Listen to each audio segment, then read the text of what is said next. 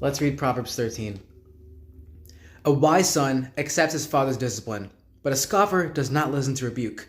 From the fruit of a man's mouth he eats what is good, but the soul of the treacherous desires violence. The one who guards his mouth keeps his soul. The one who opens wide his lips comes to ruin. The soul of the sluggard craves and gets nothing, but the soul of the diligent is enriched.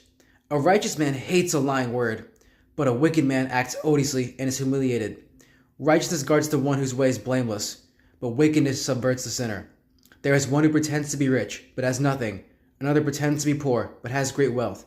The ransom of a man's life is in his wealth, but the poor hears no rebuke. The light of the righteous is glad, but the lamp of the wicked goes out. With arrogance comes only quarreling, but with those who receive counsel is wisdom. Wealth obtained from empty effort dwindles, but the one who gathers with his hand abounds.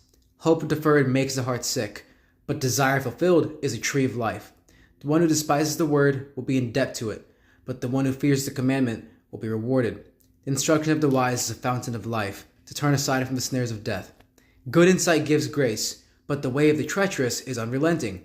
Every prudent man acts with knowledge, but a fool spreads out folly. A wicked messenger falls into evil, but a faithful envoy brings healing. Poverty and disgrace come to him who neglects discipline, but he who keeps reproof will be honored. Desire realized is pleasant to the soul, but it is an abomination to fools to turn away from evil. He who walks with the wise will be wise, but the friend of fools will suffer harm. Evil pursues sinners, but the righteous are repaid with good. A good man leaves an inheritance to his children's children, and the wealth of the sinner is stored up for the righteous.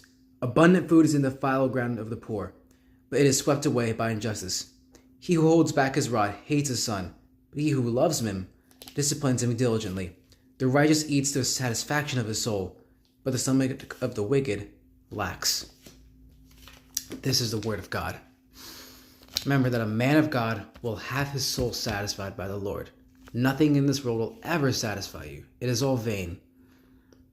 Another big lesson from is to live below your means and do not flex. Something I need to work on. Not so much the flexing, but living below my means. And you need to spend your time around godly people.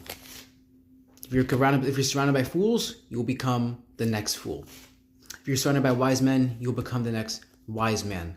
And a man of God must provide not just for himself and his family, but for his descendants. And verse 22 tells us that a good man leaves an inheritance to the next generations. So you must be storing up what you're making now for the next generation. Something I, again, need to work on. And discipline is an act of love. God disciplines us because he loves us and is trying to correct us. If you love your children, you will discipline them. God bless you.